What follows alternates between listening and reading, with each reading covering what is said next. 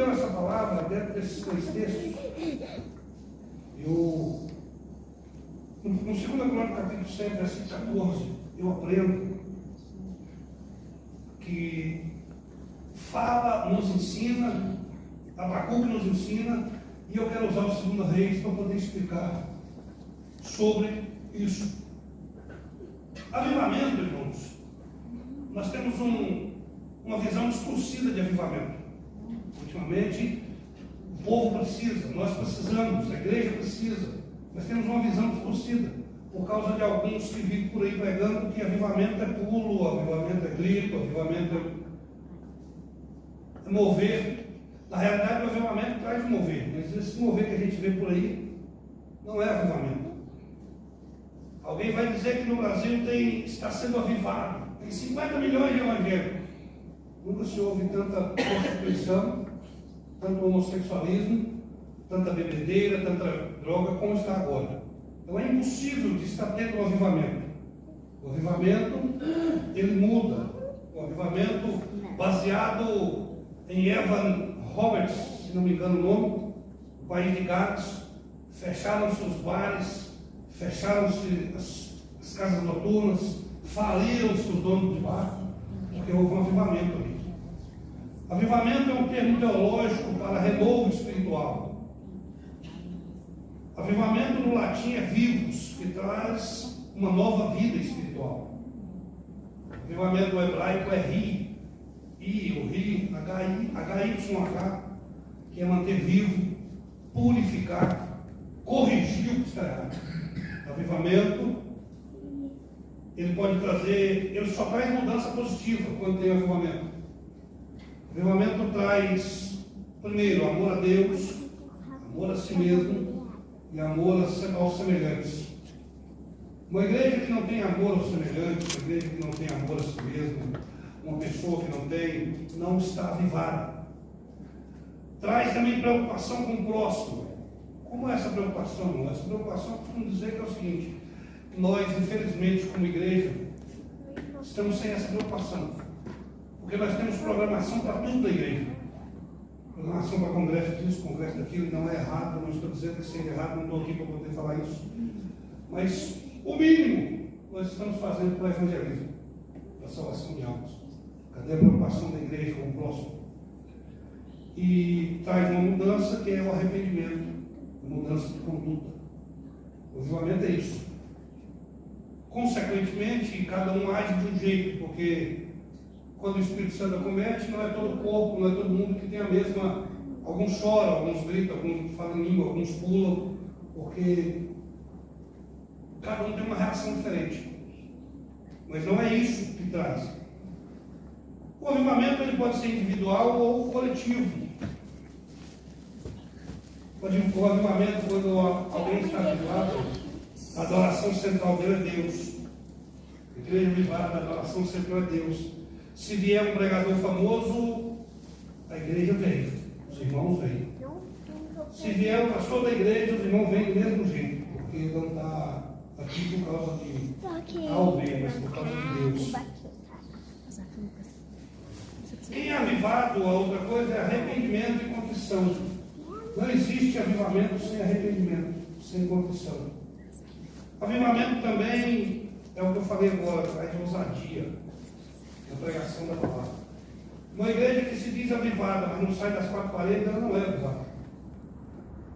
Se os irmãos verem em Atos, quando aconteceu o derramamento do Espírito, logo após aquilo saíram todo mundo para falar a palavra, pregando a palavra. Isso é o avivamento segundo a Bíblia, conforme a palavra de Deus fala.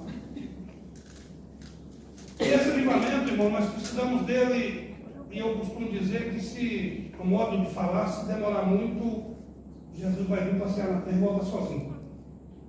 Porque nós, não que nós não somos crentes, mas nós estamos ficando displicentes, nós estamos trocando o importante, o mais importante pelo importante, o necessário pelo importante. Qual que é o necessário? O necessário é buscar a presença de Deus, é estar próximo de Deus, mas nós estamos buscando mais o importante. Qual que é o importante? Tudo é importante, irmão. Igual segundo Maria e Marta. Jesus não falou que Marta estava em pecado. O necessário é estar aos meus pés. O necessário é estar perto de mim. E esse texto de 2 Crônica, ele começa, me ensina, irmão. Quando ele diz assim, se o meu povo se chama pelo meu nome, ele já começa ensinando. O avivamento é para o povo de Deus. E quem é povo de Deus? João 8,47 diz, aquele que ouve e pratica as minhas palavras, esse é meu povo. Não é qualquer um. Eu não estava falando ali para o povo, as nações vizinhas, estava falando para Salomão, quando Salomão fez um templo, fez uma oração pelo povo, se o povo pecar e orar ao Senhor, se o povo se vier seca e o povo orar, ele disse, pois assim, o meu povo que lê, povo que vive conforme os meus mandamentos. E aí eu aprendo nesse texto que o avivamento, ele tem duas coisas. Ele não é daqui para lá. Nós podemos provocar o avivamento. Nós não podemos, de maneira nenhuma, fazer o avivamento. Se o meu povo, que se chama pelo meu nome, se humilhar, orar, buscar.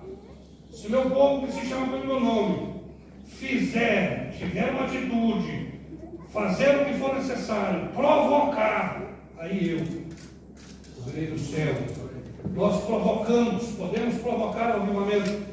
Se os irmãos for ler a história de o pastor Alex já leu a Rua Azusa, o avivamento da Rua Azusa, o avivamento do país de Gales, sempre tem alguém que é o provocador. Não é, ele não causa, irmão. Nada que nós fizermos aqui, o avivamento, vamos trazer o avivamento, a gente não faz. Uma luz piscando não é avivamento, um mover aqui, uns hinos mais doidos, mas não é avivamento. Nós podemos provocar o avivamento. Se o meu povo for até Deus, se buscar em arrependimento, contrição, nós podemos provocar. E quando a gente provoca, assim como tem pregador que eu já ouvi, eu já até preguei, provocadores de milagres, nós que provocamos as coisas de Deus. Deus sabe que precisamos, Ele sabe que a igreja nessa última hora precisa de um avivamento, sabe. Ele sabe que você precisa de uma bênção, sabe. Mas nós precisamos buscar e provocar isso. E o avivamento é do mesmo jeito. Esse texto nos ensina que nós temos a nossa parte a fazer, para que Deus possa enviar. Ele vai ouvir, Ele vai atender e Ele vai curar. Avivamento é manter vivo. Avivamento é trazer vida de novo. É só Deus que pode fazer isso. Quando você entra no Abacuque, capítulo 3, ou no Abacuque, você vai ver a história de Abacuque, a história do povo que estava distante, estava morto, espiritualmente falando, e Deus começa agora a falar com Abacuque. Ele começa a ouvir Deus falar e fala, vou trazer um povo para dar um jeito nesse povo meu. Não é para matar não, é para colocar no lugar. E começa a falar, e Abacuque agora começa a dizer, Senhor, mas como é que pode ser isso? Um povo mais ímpio que nós começa a conversar. E eu, nesse versículo 2 do capítulo 3, eu venho a entender três coisas. Que nós precisamos, pelo menos três coisas que precisamos fazer para que o avivamento aconteça no nosso meio. Ele ouviu Deus falando. Ele falou, olha, eu ouvi a tua palavra e temi. Aí ele ajoelhou, botou o joelho no chão e falou, Senhor, aviva a tua obra. Nós criamos tantas as coisas para trazer um mover, trazer um avivamento, e é simples. A palavra de Deus é o primeiro passo para o avivamento nesse último tempo. Eu já disse isso algumas vezes e vou dizer de novo, acho que eu disse isso aqui. Nós estamos hoje num tempo mais fácil de acessar o aprendizado, de acessar o meio de aprender. O Google está aí, o YouTube está aí, as redes sociais estão aí, os livros são tão fáceis de chegar. Mas é um tempo de mais analfabeto bíblico que nós estamos vivendo, porque nós estamos comendo qualquer coisa. Quando eu falo nós, eu falo a igreja. A pessoa, porque tem nome, porque tem uns seguidores a mais, fala uma besteira e muitos o acompanham. Porque não estão conhecendo a palavra, não estamos lendo a palavra. A gente tem tempo para tudo. A gente tem tempo para ficar horas no celular. A gente tem tempo para todas as coisas. Mas quando é da palavra, dá sono. Quando vai ler, não tem tempo. Quando vai estudar algo, não dá. Pega no sono. E a primeira coisa que é preciso para um avivamento, não adianta, não tem avivamento sem palavra. Não é eu vir aqui gritar e falar em língua, ele não vai trazer avivamento. Mas quando nós começamos a entrar e viver a palavra, é o primeiro passo. Ele estava dizendo, eu ouvi o cantor cantar, eu ouvi alguém dizer, não, ele disse, eu ouvi a palavra do Senhor. Aí eu temi, aí ele orou. Por que eu falei para os irmãos olhar em 2 Reis, capítulo de número 22? O texto vai dizer, o livro da lei é encontrado. Josias é o rei, com 8 anos. Ele vinha de seu pai Amor, ímpio. O seu avô, o mais ímpio que teve, saiu de Ezequias, que foi um tempo bom, onde Deus operou, e entra em Manassés. Eu fiz questão de escrever algumas coisas que Manassés fez.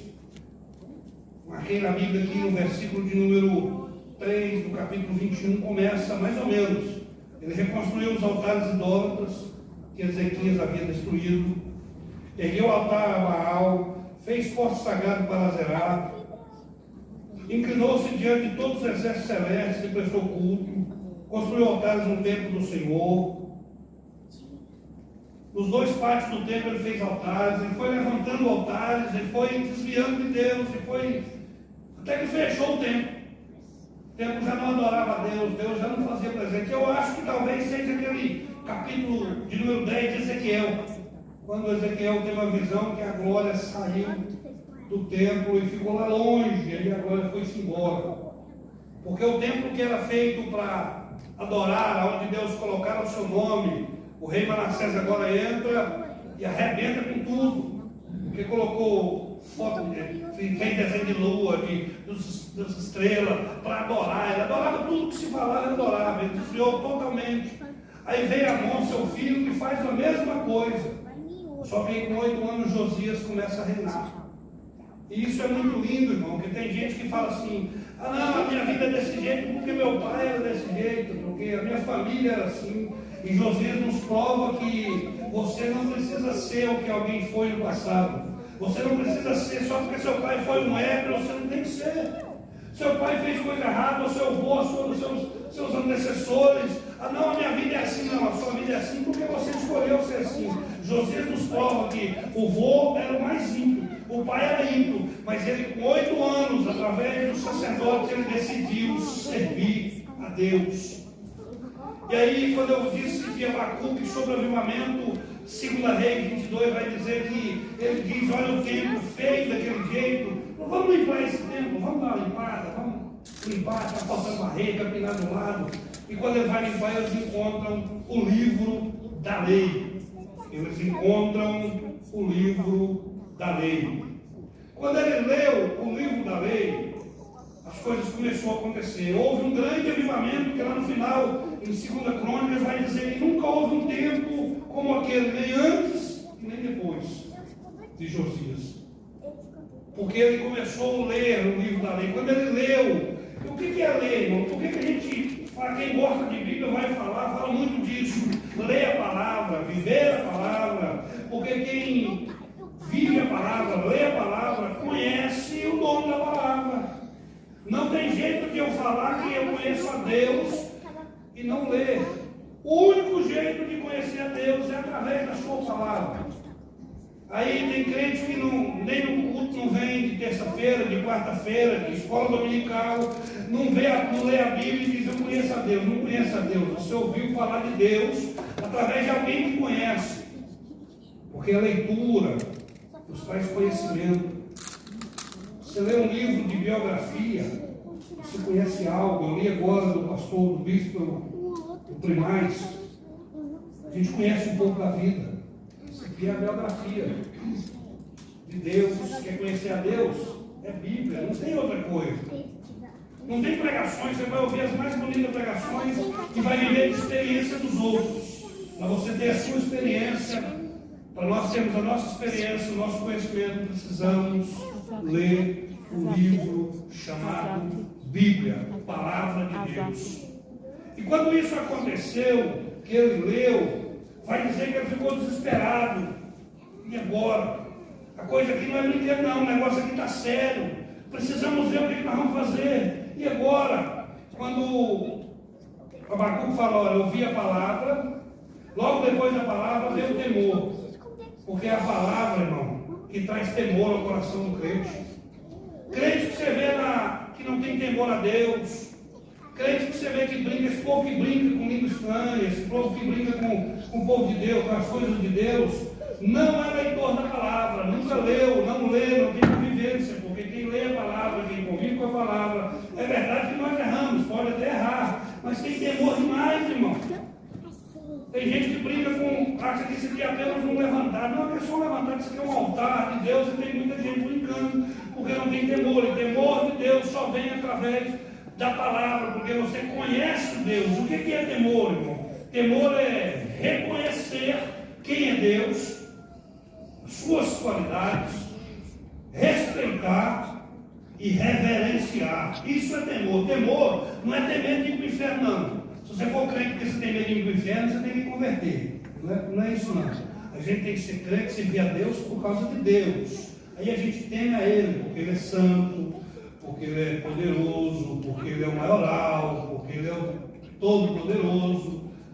É por isso que temos que temer, reverenciar. E quando a gente reverencia, foi o que aconteceu com o Josias. A primeira coisa que quando a gente tem temor, a gente conhece através da palavra o Deus que a gente serve, a gente não quer fazer nada. O temor nos leva a procurar algo em nós, ou o que nós estamos fazendo para não magoar a Deus. Foi o que Josias fez. Josias temeu e falou, vamos procurar a profeta para saber o que está acontecendo. Precisamos arrumar, precisamos consertar, precisamos tirar, precisamos achar o que nós temos que fazer. E quando ele conheceu o livro, que ele deu temor, ele começa a procurar agora as coisas que precisavam ser consertadas. Ele começa a purificar agora aquilo que precisava limpar. Porque a palavra de Deus, irmão, é que faz isso. Posso pregar aqui uma mensagem de alta ajuda que é bom para a gente, mas ela não purifica. Ela não nos faz a gente olhar para dentro de nós e procurar aquilo que desagrada. Eu preciso mudar, eu preciso procurar aquilo em mim. A palavra de alta ajuda não. Mas quando nós pregamos a palavra de Deus, ela nos confronta, ela nos vem de encontro a nós para que nós possamos prestar atenção e olhar. Foi o que fez Josias. Josias, quando ele temeu a Deus, ele falou assim, eu preciso tirar tudo daqui. Esse negócio está errado, o povo está morto, a Bíblia estava escondida no meio dos escombros, ninguém aqui tem conhecimento, preciso voltar a esse negócio. Aí vai dizer que ele já começa pelo altar, já tirou o sacerdote, já tirou os levitas que estavam, já pôs os novos sacerdotes segundo foi determinado. Ele já começou a mexer, foi em cima. E foi mexendo, limpou tudo, tirou os postes ídolos, tirou as coisas do templo, limpou, fez uma limpeza geral, chamou todo mundo para trabalhar. E a Bíblia vai dizer que o menino leu a Bíblia para ele. Safã leu a Bíblia e ia lendo. E cada vez que ia lendo, ele ia caçando mais coisas e ia tirando.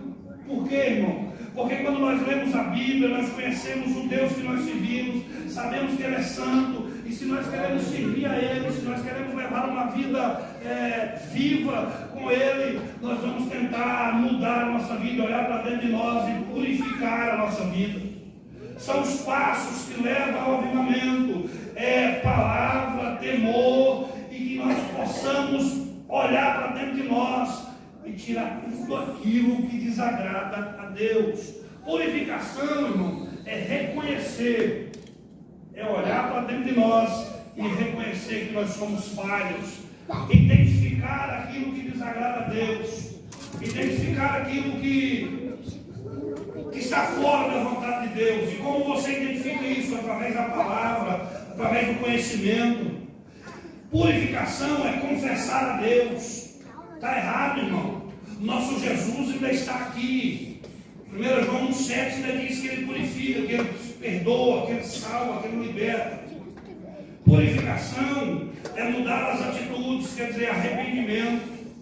Estamos trocando, quando eu falo estamos, é geral, trocando arrependimento por remorso. É diferente, irmão. Arrependimento e remorso é bem diferente.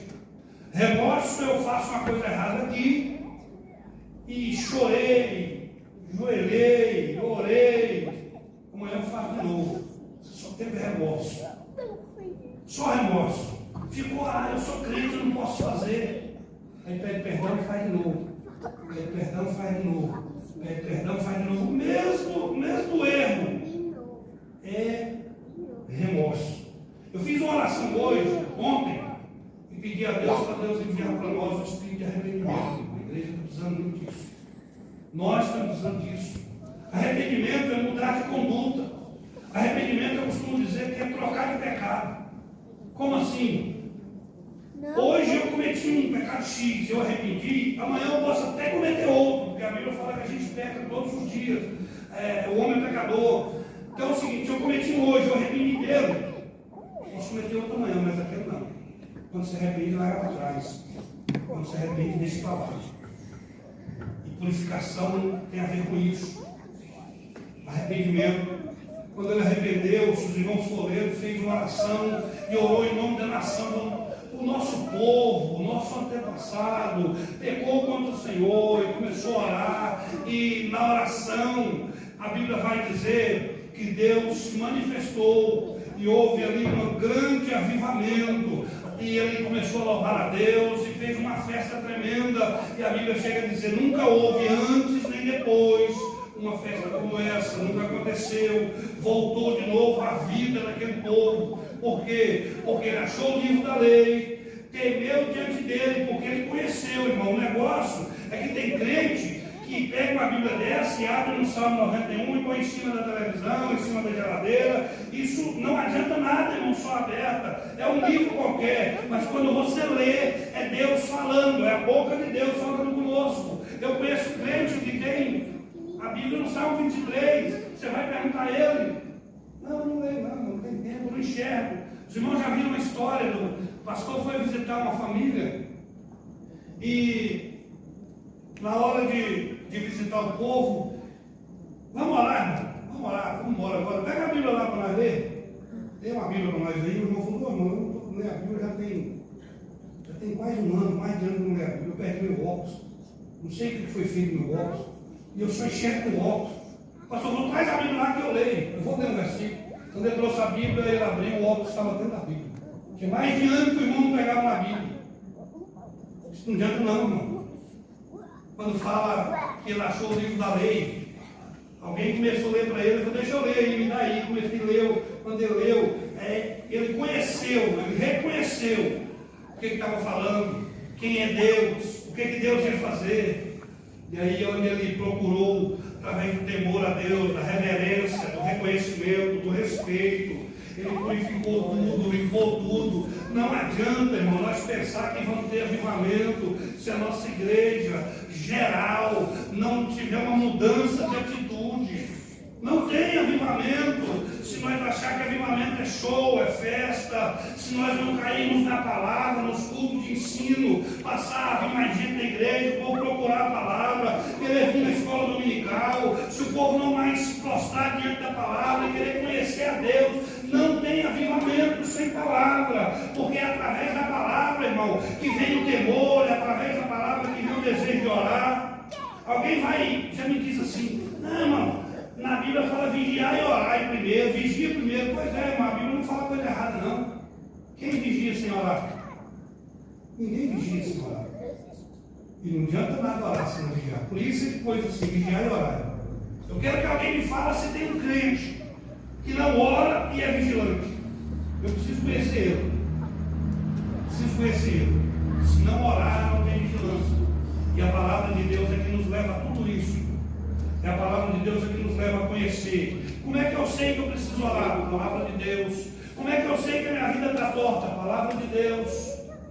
Precisamos voltar, irmão. Precisamos fazer, é bom quando a gente vem, tem um movimento na igreja e a gente pula, é bom. Mas quando vem um pregador, e isso é geral, que prega uma palavra talvez no arrebatamento, conserta, vamos mudar de atitude. Aquele pregador igual eu aqui dentro da nossa cidade, eu ouvi já alguém dizer que eu, Márcio, não prega na minha igreja, é nosso ministério. Eu não quero ele aqui, porque as palavras dele é muito dura. Eu não tenho palavra não, irmão. Eu, se for esperar de mim um caboclo que tem uma quinta série, você não vai ouvir nada não. Eu oro e é Deus que coloca pra gente. Porque não é bom, irmão, ouvir palavra, é porque a palavra confronta. Quem não é confrontado pela palavra é porque está vivendo de acordo dela. E esses gostam de palavra. O pastor pode vir aqui e pregar, como diz o povo, descer o chicote. Se eu estou vivendo de acordo com a palavra, eu vou dar glória a Deus, vou agradecer a Deus. Mas se ela estiver pegando meu nome e eu não quiser mudança, eu vou começar a falar mal do pastor, vou sair daquela igreja. A igreja do pastor bate muito. Eu não vou naquele culto não, porque no culto bate contra a gente. Palavra que muda. Não há mudança sem palavra.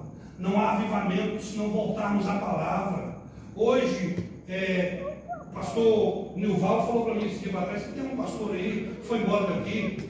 Ele, quando eu falei que eu li a Bíblia algumas vezes, ele falou para o pastor Nilval assim: impossível alguém ler a Bíblia para ter. É mentira dele, ninguém lê a Bíblia de vez não. É mentira, mentira. E eu falei assim: pastor Nilval, quantos anos de crente? 30. Quantas vezes eu li a Bíblia? Nenhuma. Está explicado o que ele fala. Quem não lê Bíblia fala do que lê. Quem não fala de Bíblia fala do que fala. Quem gosta só daqueles vulgo fala quando vem uma Bíblia. E ele até hoje, agora foi, quando ele soube da minha leitura, eu tinha nem 45. O pastor Nival foi lá e falou: pastor Nival, fala para ele, eu estou com 58 agora. O pastor Nival falou para ele: isso é mentira, rapaz, o cara é mentiroso, daquele só nos cultos ainda. A irmã Silvene fez um teste, falou assim: rapaz, o Márcio fala com ele esse de vez. Ela foi, pegou para ler, no propósito de 30 dias, ela falou: não vou dar conta dele não, ela leu com 25, eu falei: mas tem jeito, irmão. O negócio é que nós estamos trocando o mais importante por algo que talvez seja até essencial, mas nós precisamos voltar à palavra, se a gente quer avivamento, se a gente quer poder de Deus, se a gente quer ver Deus curar de novo, é palavra, irmão, não é? A Bíblia fala assim: olha, vocês vai, pregue a palavra e os sinais acompanharão. Não é o sinal vai na frente e a palavra atrás. A gente tem que mostrar a palavra, nós precisamos voltar à palavra. Nós estamos num tempo de misericórdia. Está tendo uns pregadores aí de internet. Eu tirei agora até meu Instagram novo, porque tem uns pregadores de internet que dá raiva na gente, está pregando cada coisa. Está dizendo, eu cheguei a ouvir, não vou nem comentar, cheguei a ouvir tanta besteira de pregadores até renomados. Alguém me deu uma dica e falou assim: você sabe o que é isso? Esses pregadores de internet querem inovar, querem falar algo novo, que ninguém nunca falou e acaba criando besteira. Irmão, nós não precisamos de muita coisa não. A palavra de Deus. Não precisa inovar demais não. Fala a palavra de Deus. Eu fico olhando antigamente, hoje é bom, fiz 2 cursos de teologia. Antigamente não tinha. Não tinha esse negócio. O irmão que queria, Jesus salva, liberta, cura e leva para o céu. Deus operava, não sou contra estudo, não. Eu falei isso no começo, foi bom, precisamos. Mas nós temos que parar de inventar coisas para colocar aqui dentro, que não precisa de nada. Aqui tem tudo. Você quer saber de coisa que vai acontecer daqui 10 mil anos? A Bíblia fala. Você quer saber de coisa que aconteceu 10 mil anos atrás? A Bíblia fala. Aqui tem tudo, irmão. Quanto à igreja, nós particularmente, porque o avivamento vem individual, e quando nós não caímos em si e voltarmos à leitura, a comer Bíblia, a viver a palavra, uma coisa que eu acho, estava comentando agora, acho que até com o pastor Malvino, há 20 anos atrás, quando aceitava Jesus, era culto cedo, na escola dominical, de tarde, a gente queria passar perto das coisas de Deus.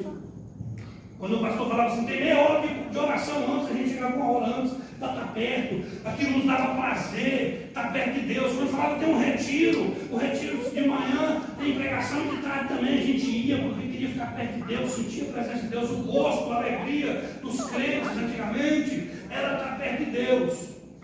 Hoje você chama um irmão para um culto da tarde e ele fala: não posso, não tenho que sair da família. Não é errado, não entendo o que eu estou falando. Eu tenho que ir para o clube, eu tenho que ir para o órgão. Não é errado não, irmão. Mas a alegria nossa hoje não é estar perto de Deus.